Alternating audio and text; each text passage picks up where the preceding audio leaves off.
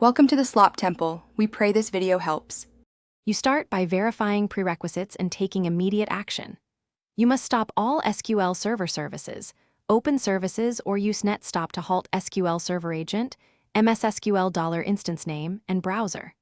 Once stopped, backup system databases, master, MSDB, model, and copy their MDF/LDF files so you can recover settings. Make sure to note instance names, service accounts, and collation. These details matter if you'll reinstall or migrate. Now open Control Panel programs and features to begin the uninstall wizard for that specific instance. You proceed to the complex middle, Launch Setup. EXE from the installation media and choose Remove. Carefully select the instance you recorded earlier so you don't touch other installations. Follow prompts to remove database engine, then analysis services, then reporting services. Doing them in order avoids leftover dependencies.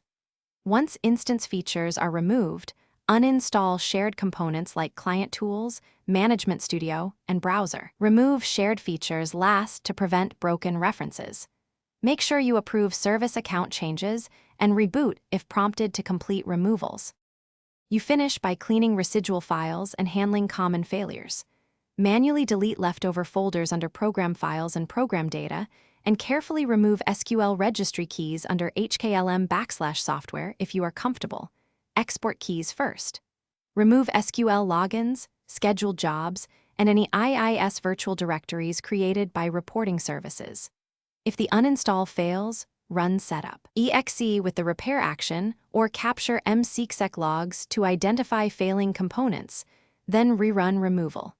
One key troubleshooting tip: reboot and reattempt. Thanks for watching. Consider subscribing if we helped you.